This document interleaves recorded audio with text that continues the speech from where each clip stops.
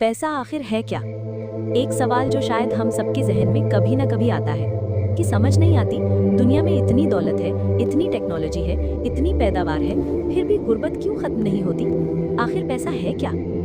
अगर आप वाकई ये समझ गए कि पैसा क्या है, तो आप दुनिया को बिल्कुल मुख्तलिफ नज़र से देखने लगोगे। शुरू में बैंक नहीं थे। बैंकिंग दरअसल ताजरों ने शुरू की थी। उस जमाने में पैसा सोने की शक्ल में होता था। ताजिर अपना सोना किसी महफूज जगह पर रखवाते और बदले में एक रसीद ले लेते। इसमें लिखा होता था कि तुम जब चाहो अपना सोना वापस ले सकते हो।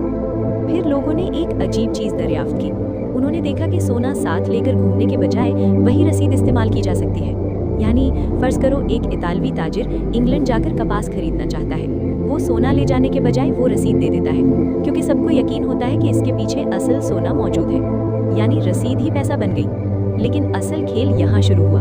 फर्ज करो बैंक के पास $5 मिलियन के बराबर सोना है। अब एक और ताजिर आता है और कहता है मुझे कर्ज चाहिए, तो बैंक उसे एक नई रसीद दे देता है। सोना अब भी 5 मिलियन है, लेकिन रसीदें अब 10 मिलियन की हो चुकी है। यानी पैसा हवा से बन गया। यही जदीद मालियाती निज़ाम की बुनियाद है। लेकिन अगर सब लोग एक साथ अपना सोना मांग ले तो बैंक दिवालिया हो जाएगा। इसे बैंक रन कहते हैं। आजकल बैंक कर्ज तो कारोबारी लोगों को देते हैं, लेकिन पहले ज्यादातर कर्ज बादशाहों को दिया जाता था जंगें लड़ने के लिए।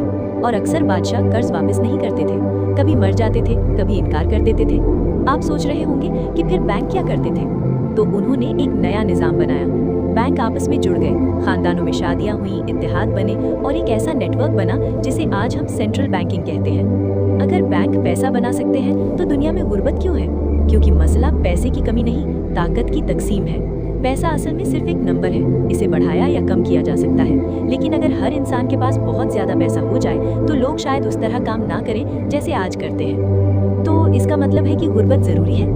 दरअसल गुर्बत अक्सर एक नफ्सियाती निज़ाम भी होती है। ये लोगों को ये एहसास दिलाती है कि पैसा कीमती है और इसके लिए मेहनत करना जरूरी है। और इसी निज़ाम को बरकरार रखने के लिए कभी कभी बड़ी बड़ी जंगें भी होती हैं। जंगें सिर्फ ज़मीन के टुकड़े हासिल करने के लिए नहीं होती।